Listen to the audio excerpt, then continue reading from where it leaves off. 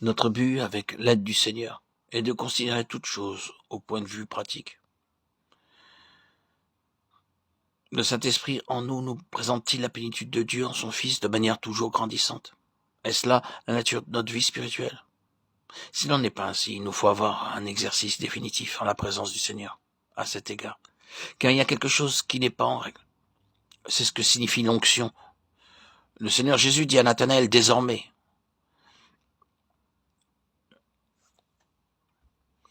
vous verrez le ciel ouvert et les anges de Dieu montant et descendant sur le Fils de l'homme. Jean 1, 51. Désormais était naturellement le désormais immédiat. Les jours du Saint-Esprit qui devaient bientôt arriver, avec un ciel ouvert. Nous voyons la pensée, l'intention de Dieu pour son Fils. Ce ciel ouvert, ce fut l'onction pour le Seigneur Jésus. L'Esprit descendit sur lui et le mit en lumière. C'était l'onction sur lui. Et il en est de même pour nous. Le ciel ouvert, c'est à partir du jour de la Pentecôte, l'onction de l'Esprit sur Christ en nous. Ce ciel ouvert signifie une révélation toujours grandissante de Christ. Permettez-moi de m'arrêter sur ce point. Je suis ramené en arrière pour insister encore là-dessus. Il ne faut pas ajouter trop tôt d'autres choses à cela. Nous devons nous assurer de notre position au sujet de ces questions. Le ciel ouvert met immédiatement la révélation de Dieu en Christ à notre portée. Il nous permet d'y entrer de sorte que nous ne dépendions avant tout des bibliothèques, des livres, des sermons, ni d'aucune autre chose. La révélation est là, pour nous. Pour autant que le Seigneur juge bon d'employer ces autres moyens pour notre aide et notre enrichissement, nous avons cependant notre propre ciel ouvert, notre entrée libre et claire, sans aucune voûte fermée au-dessus de notre tête. Le Seigneur Jésus devient de plus en plus merveilleux dans notre propre cœur. Car Dieu, qui a dit que la lumière brille du sein des ténèbres, a fait aussi briller la lumière dans nos cœurs, pour que la connaissance de la gloire de Dieu resplendisse en la personne de Jésus-Christ. 2 Corinthiens 4, 6.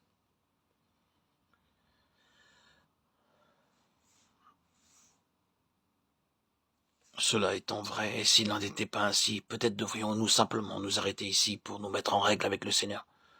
Cela étant donc vrai, le Saint-Esprit se mettra à l'œuvre sur cette base pour nous apprendre 2 ou 3 choses bien réelles. La première de ces choses sera la nature autre de Christ. Oh, combien il est différent de nous-mêmes.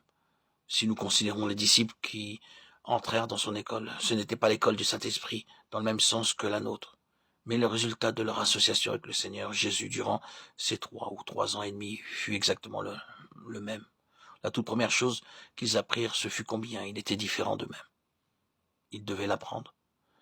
Nous ne pensons pas qu'ils en étaient frappés au premier abord. Ce sera à mesure qu'ils avanceront, qu'ils auront conscience d'être en contradiction avec ses pensées, son esprit, ses voies. Ils veulent l'engager à prendre certaines directions, à faire certaines choses, à se rendre en certains endroits. Ils cherchent à l'influencer par leur propre jugement, leurs propres sentiments, leurs propres idées. Mais il ne veut rien de cela. Aux noces de Cana en Galilée, sa propre mère, qui avait une certaine idée, lui dit « Ils n'ont pas de vin ». Et lui de répondre « Femme, qu'y a-t-il entre moi et toi? Mon heure n'est pas encore venue. Qu'y a-t-il entre moi et toi ?» C'est une faible traduction. Il vaudrait mieux « Femme, toi et moi, nous pensons dans 2 domaines différents. Nous n'avons pour le moment rien en commun. » Et c'est ainsi que, dans toute leur vie, ils cherchent à lui imposer leur point de vue à l'égard de toute chose. Mais non. Il les refoule toujours en leur montrant combien sont autres ses pensées, ses voix, ses idées, ses jugements. Il me semble qu'ils en furent désespérés pour finir. Il aurait pu, lui, désespérer d'eux, s'il n'avait pas su que c'était précisément la place où il voulait les amener. Si nous pouvons saisir cela, nous serons aidés dans nos mauvais moments. Seigneur, pourquoi suis-je donc toujours frappé, toujours pris en faute? D'une manière ou de l'autre, je dis et fais toujours ce qu'il ne faut pas, j'ai toujours tort. Je n'ai jamais l'air d'être dans la même ligne que toi. Je désespère de pouvoir jamais arriver à rien. Et le Seigneur répond, je t'enseigne, c'est tout. Délibérément, tout à fait délibérément. C'est exactement ce que je cherche à te faire voir. Avant que tu aies appris cette leçon, nous n'arriverons à rien. C'est lorsque tu auras appris cette leçon à fond que nous pourrons commencer une œuvre constructive. Mais il est nécessaire pour toi d'arriver maintenant à la place où tu reconnaîtras que je suis absolument autre que toi. Il y a entre nous une telle différence que nous nous mouvons dans deux mondes entièrement opposés. Cet esprit ordinaire de l'homme, même dans ce qu'il a de meilleur, est un esprit autre. Cette volonté de l'homme, même dans ce qu'elle a de meilleur, est une volonté autre. Nous ne savons jamais ce qui se cache derrière nos mobiles avant que le Saint-Esprit n'ait pénétré jusqu'aux profondeurs de notre être pour nous le faire comprendre. Nous pouvons exprimer nos sentiments et nos désirs par les termes les plus pieux. Nous pouvons, comme Pierre, réagir en présence d'une suggestion divine. Si je ne te lave, tu n'auras point de part avec moi. Et dire non seulement les pieds, mais aussi les mains et la tête. Mais ce ne sera toujours que notre moi qui reparaît encore.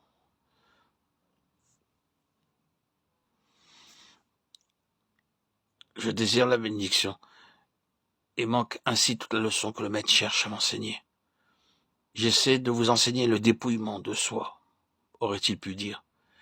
Mais vous saisirez de chacune de mes suggestions pour satisfaire votre moi, pour acquérir, alors que moi, je m'efforce de vous dire, donnez, abandonnez.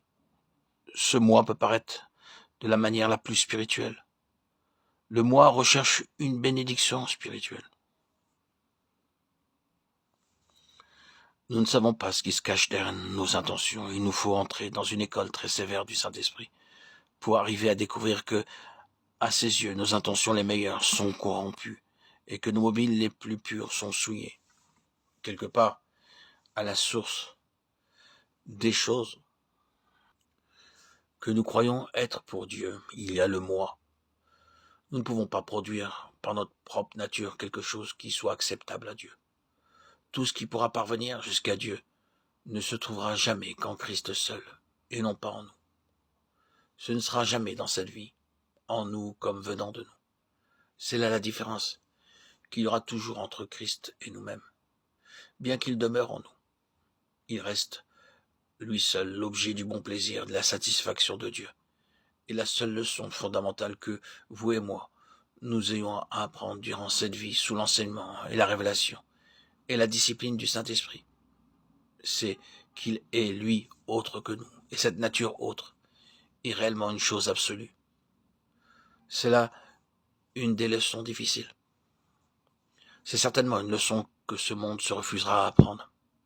Elle s'oppose directement à tout ce système d'enseignement basé sur l'humanisme, la chose merveilleuse qu'est l'homme, et tout ce verbiage horrible qui, de jour en jour, est propagé par la voie des ondes, pour inviter le monde à vivre de son mieux, à produire ce qu'il y a de meilleur, à essayer d'être le meilleur possible. Et l'on appelle cela le christianisme. Oh non, lorsque nous sommes arrivés au meilleur de nous-mêmes, il y a un abîme infranchissable entre ce que nous sommes et les commencements de Christ. Lorsque nous atteignons notre point le meilleur, nous n'avons pas touché à Christ. C'est absolu. Mais nous n'avons pas besoin peut-être d'insister sur cette vérité. Pour la plupart d'entre nous, nous en avons appris quelque chose.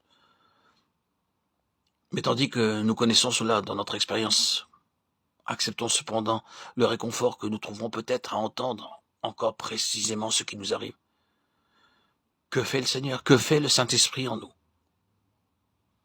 La chose fondamentale qu'il veut nous apprendre, c'est que nous sommes une chose et que Christ en est une toute autre.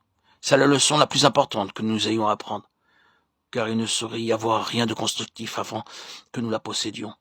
La toute première chose, c'est donc la nature entièrement autre de Christ, en opposition absolue avec la nôtre, notre moi, notre formidable et immense ego